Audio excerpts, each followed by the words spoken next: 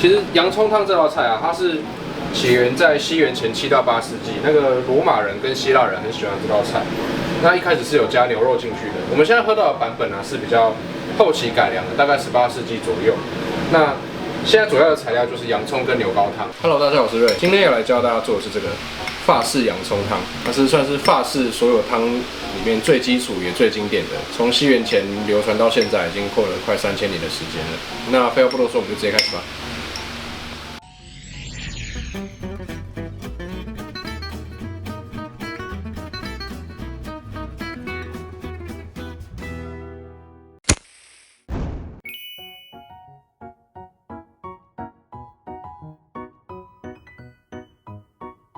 今天洋葱我们就顺纹切，顺着它的纹路切，这样才可以保留它的口感。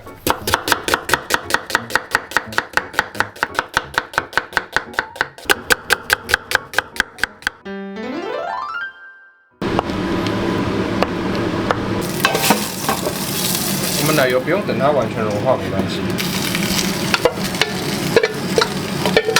我们前期可以先打，让奶油跟洋葱均匀的 mix 在一起。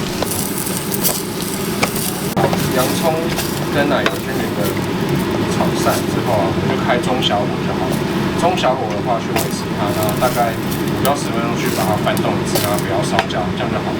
那我们要维持这个步骤啊，到它完全的焦糖化，大概需要1个小时的时间。那我们现在把它炒到这种深褐色的样子，我们就可以加白兰地去做 deglaze 的动作。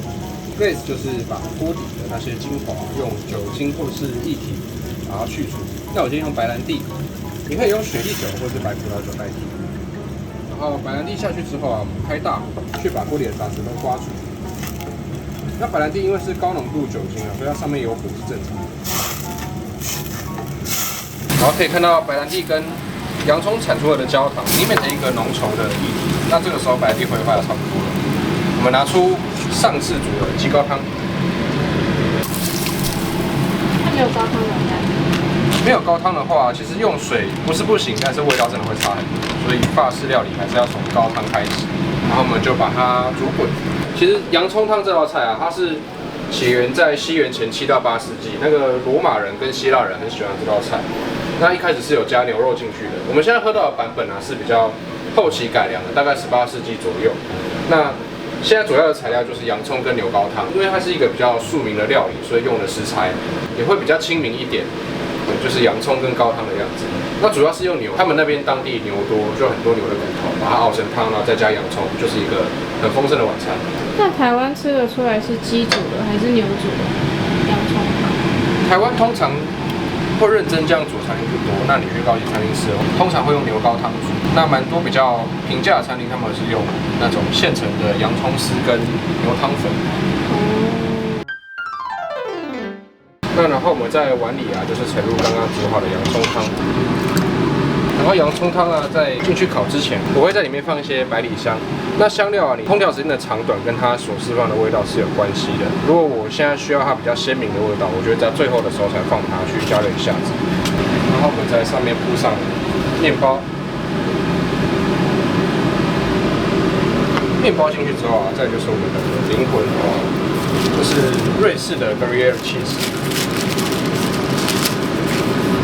那如果你没有这个的话，你用其他任何品种的硬质的起司代替都是可以的。然后把它均匀的泡在汤上面。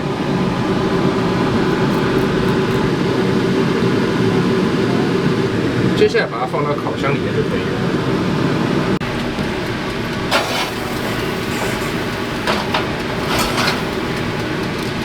这要预热吗？200度的烤箱，我们烤5分钟。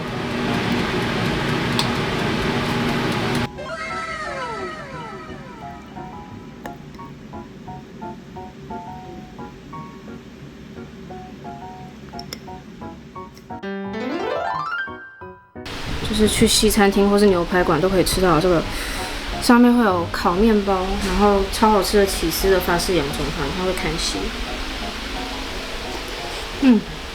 很爽，淀粉跟起司，让人快乐的魔法。然后洋葱的话就是炖得很烂，大家可以看到，就是它从白白样子变成咖啡咖啡的。平常在家里做这道觉得蛮麻烦的啦。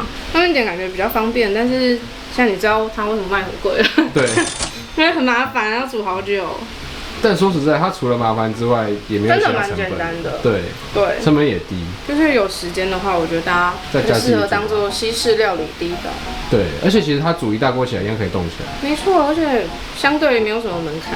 对、虽然可能要熬高汤，但没关系，我们有鸡粉。洋葱熬久之后那个甜味，然后搭配鸡烤汤，其实我觉得非常刚好。然后灵魂的话，就是大家有起司一定要撒起司，因为撒了起司之后，我觉得层次跟味道变得更丰富。然后可以再配一点黑胡椒，真的没有面包没有关系，但我觉得要有起司对，起司是灵魂，起司真的是灵魂。好吧，那今天就是超好喝的法式洋葱汤。那希望大家可以订阅、按赞、分享小铃铛。拜拜。拜拜。